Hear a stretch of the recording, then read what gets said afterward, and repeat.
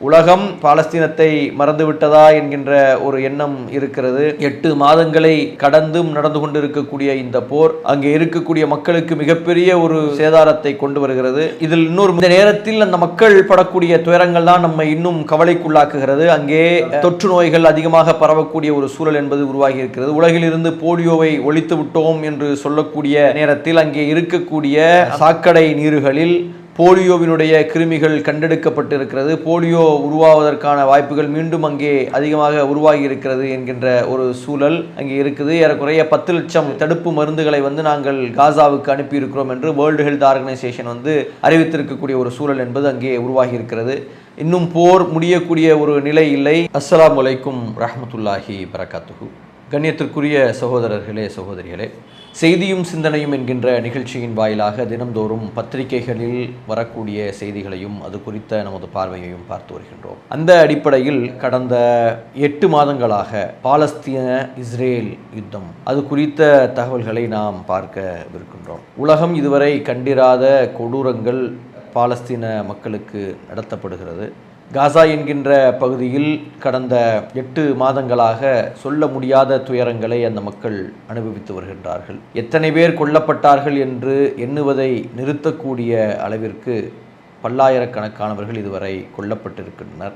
லட்சக்கணக்கானவர்கள் அவர்களுடைய வீடுகளில் இருந்து துரத்தப்பட்டிருக்கின்றனர். வாழ்வதற்கு வழியில்லாமல் அங்கே இருக்கக்கூடிய கல்லறைகளில் வாழக்கூடிய ஒரு சூழல் என்பது இன்னும் இருந்து கொண்டு இருக்கிறது. உண்ண உணவில்லாமல், உடுத்த உடையில்லாமல் வாழ்க்கையே மிகப்பெரிய ஒரு போராட்டமாக தப்பி பிழைத்தவர்களும் கூட வாழ்ந்து கொண்டிருக்கக்கூடிய ஒரு சூழல் அங்கே இருந்து கொண்டு இருக்கிறது. பாலஸ்தீனிய அகதிகளுக்கென்றே பிரத்யேகமாக இயங்கக்கூடிய UNRWA என்று சொல்லக்கூடிய அமைப்பு அங்கே உணவு தேவை என்பது இப்போது அதிகமாக இருக்கிறது. இன்னும் அதிகமான உணவுப் பொருட்களை அனுப்ப வேண்டிய தேவை இருக்கிறது என்பதை சொல்லி இருக்கிறது. இந்த நேரத்தில் சமீபத்தில் நடந்த ஒரு விமான தாக்குதலில் 18 பேர் கொல்லப்பட்டு இருக்கின்றார்கள். இப்படிப்பட்ட ஒரு சூழலில் இந்த பாலஸ்தீன மக்கள் இருந்து கொண்டு இருக்கிறார்கள்.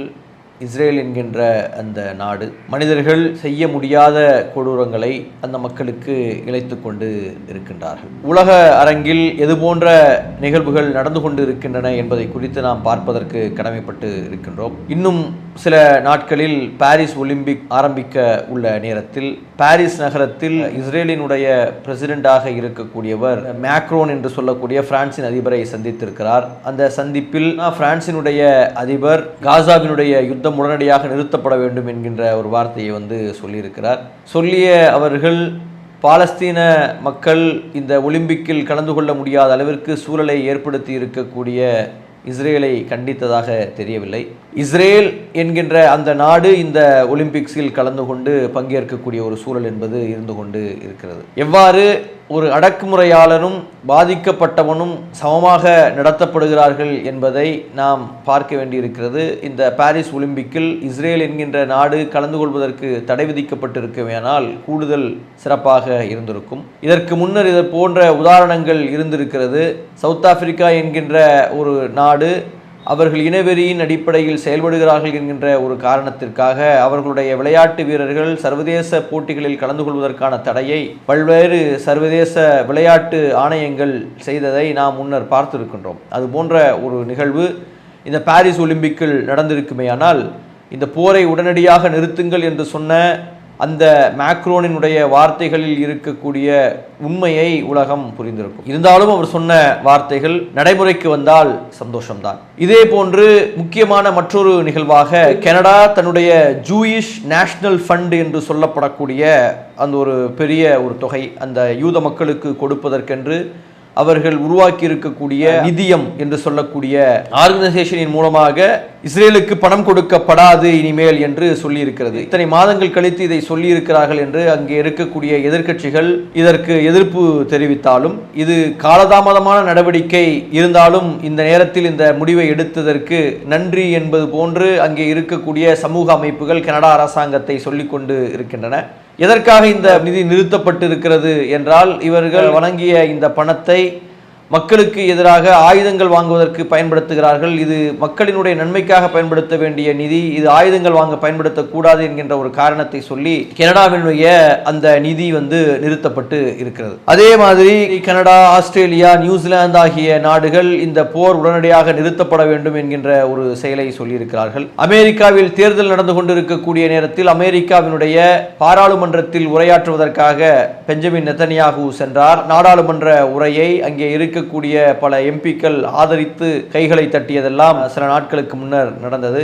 அதே நேரத்தில் தற்போது போட்டியில் இருக்கக்கூடிய அதிபர் வேட்பாளர்களையும் பெஞ்சமின் நெத்தன்யாகு சந்திக்க உள்ளார். முதலாக அமெரிக்காவினுடைய துணை ஜனாதிபதியாக இருக்கக்கூடிய கமலா ஹாரிஸை சந்தித்திருக்கிறார். கமலா ஹாரிஸை சந்தித்ததற்கு பிறகு கமலா ஹாரிஸ் சொன்ன வார்த்தைகள் இஸ்ரேலில் ஒரு பெரிய பேசுபொருளாக மாறி இருக்கிறது. கமலா ஹாரிஸ் என்னுடைய நடவடிக்கை காசா விஷயத்தில் வேறு மாதிரியாக இருக்கும் என்கின்ற ஒரு வார்த்தையை அவர் சொல்லியிருக்கிறார். அதற்கு எதிர்கருத்து சொல்லியிருக்கக்கூடிய இஸ்ரேலினுடைய நிதி அமைச்சர், இவர் காசாவினுடைய யுத்தத்தை நிறுத்தி விடுவார், இவர் எங்களை நேரடியாக ஹமாஸிடம் சரண்டராக சொல்வது போன்ற ஒரு சூழலை நோக்கி செல்கிறார் என்பது போன்ற ஒரு கருத்துக்களை தெரிவித்திருக்கிறார். கமலா ஹாரிஸ் இந்த காசாவில் மக்கள் படக்கூடிய துயரம் உடனடியாக நிறுத்தப்பட வேண்டும், நான் இந்த விஷயத்தில் அமைதியாக இருக்க மாட்டேன் என்று சொல்லி இருக்கக்கூடிய விஷயங்கள் இப்படிப்பட்ட ஒரு பேச்சை உருவாக்கி இருக்கிறது. ஆனால் அதே நேரத்தில் அவர் இஸ்ரேலுக்கு ஆதரவாகவும் பேசியிருக்கிறார். அப்போ அந்த தேர்தலில் எந்த அளவுக்கு இவர்களுடைய நடவடிக்கைகள் இருக்கும் என்று தெரியவில்லை. கமலா ஹாரிஸ் ஓரளவுக்கு காசா பாலஸ்தீன மக்களுக்கு ஆதரவான ஒரு நிலைப்பாட்டை எடுப்பார் போன்ற ஒரு சூழலை அவர்கள் காட்டுகிறார்கள். இது ஒரு விஷயமாக இருக்கிறது. அதே நேரத்தில் டொனால்டு ட்ரம்பையும் அவர் சந்திக்க உள்ளார். டொனால்டு ட்ரம்ப் இஸ்ரேலுக்கான நடவடிக்கைகளை எடுப்பார் என்பது போன்ற ஒரு சூழல் என்பது இருக்கிறது. ஆபிரகாம் அக்கார்ட் என்று சொல்லக்கூடிய அந்த ஒப்பந்தத்தை நடைமுறைப்படுத்துவதற்கான சாத்தியக்கூறுகளை அதிகமாக டொனால்டு ட்ரம்ப் பேசுவார் என்பது போன்ற ஒரு சூழல் இருக்கிறது.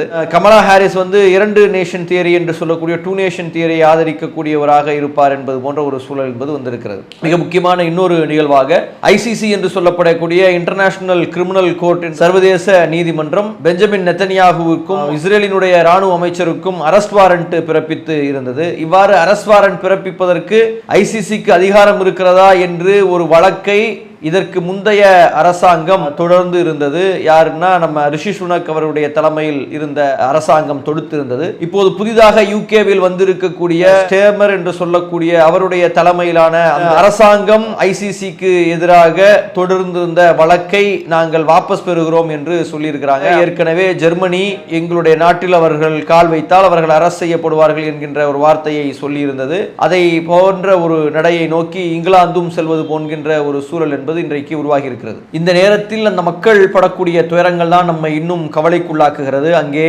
தொற்று நோய்கள் அதிகமாக பரவக்கூடிய ஒரு சூழல் என்பது உருவாகி இருக்கிறது. உலகில் இருந்து போலியோவை ஒழித்து விட்டோம் என்று சொல்லக்கூடிய நேரத்தில் அங்கே இருக்கக்கூடிய சாக்கடை நீர்களில் போலியோவினுடைய கிருமிகள் கண்டெடுக்கப்பட்டிருக்கிறது. போலியோ உருவாவதற்கான வாய்ப்புகள் மீண்டும் அங்கே அதிகமாக உருவாகி இருக்கிறது என்கின்ற ஒரு சூழல் அங்கே இருக்குது. ஏறக்குறைய 10 லட்சம் தடுப்பு மருந்துகளை நாங்கள் காசாவுக்கு அனுப்பி இருக்கிறோம் என்று வேர்ல்டு ஹெல்த் ஆர்கனைசேஷன் அறிவித்திருக்கக்கூடிய ஒரு சூழல் என்பது அங்கே உருவாகி இருக்கிறது.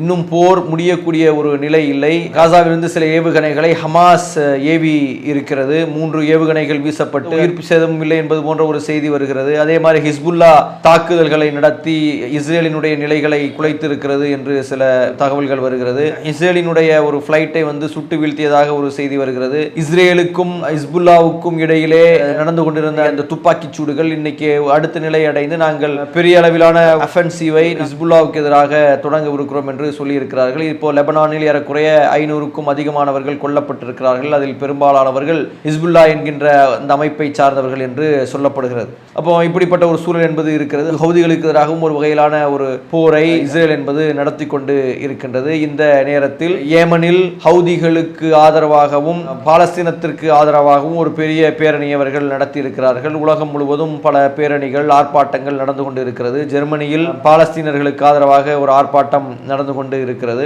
உலகம் பாலஸ்தீனத்தை மறந்துவிட்டதா என்கின்ற ஒரு எண்ணம் இருக்கிறது. 8 மாதங்களை கடந்தும் நடந்து கொண்டு இருக்கக்கூடிய இந்த போர் அங்கே இருக்கக்கூடிய மக்களுக்கு மிகப்பெரிய ஒரு சேதாரத்தை கொண்டு வருகிறது. இதில் இன்னொரு மிக முக்கியமான விஷயமாக சைனாவில் ஹமாஸும் அவர்களுடைய எதிராக இருந்த ஃபத்தாஹ் ஹமாஸ் ஆகிய இருவரும் பாலஸ்தீனத்தை சார்ந்த 2 அரசியல் கட்சிகள். இதில் ஹமாஸ் தீவிர போர் உள்ளிட்ட விஷயங்களை செய்யக்கூடியவர்களாக இருக்கிறார்கள். ஃபத்தா என்று சொல்லக்கூடியவர்கள் மிதவாதிகளாக பார்க்கப்படுகிறார்கள். இந்த ஃபத்தா என்பவர்கள் தான் இதற்கு முன்னர் யாசர் அராஃபத்தினுடைய கட்சியை சார்ந்தவர்கள். அவர்கள் தான் PLO என்று சொல்லக்கூடிய பாலஸ்தீனியன் லிபரேஷன் ஆர்கனைசேஷன் என்று சொல்லக்கூடிய அந்த அமைப்பை, அந்த அரசை நடத்தக்கூடியவர்களாக இன்னைக்கு இருக்கிறார்கள். வெஸ்ட் பேங்க் என்று சொல்லக்கூடிய மேற்கு கரையிலே அவர்களுடைய அரசாங்கம் என்று நடந்து கொண்டு இருக்கிறது.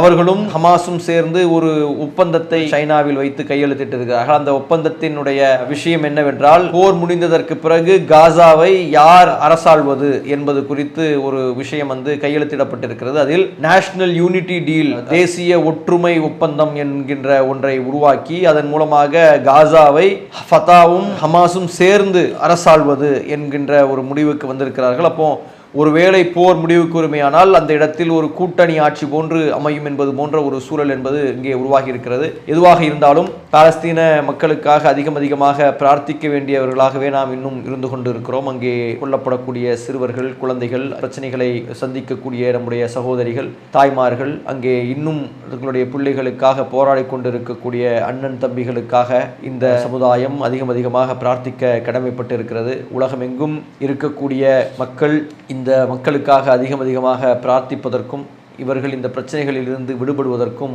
நாம் எல்லாம் வல்ல இறைவனை வேண்டுகிறோம். எல்லாம் வல்ல இறைவன் இந்த மக்களுக்கு விரைவில் நிவாரணத்தை வழங்குவானாக. வாஹிர்வான் அல்ஹம்துலில்லாஹ். அஸ்ஸலாமு அலைக்கும் வரஹ்மத்துல்லாஹ். இஸ்லாம் மற்றும் சமுதாய செய்திகளை அறிந்து கொள்ள தமிழ்நாடு தௌஹீத் ஜமாஅத் யூடியூப் பக்கத்தை உடனடியாக சப்ஸ்கிரைப் செய்து கொள்ளுங்கள். மேலும் பெல் பட்டனையும் கிளிக் செய்து கொள்ளுங்கள்.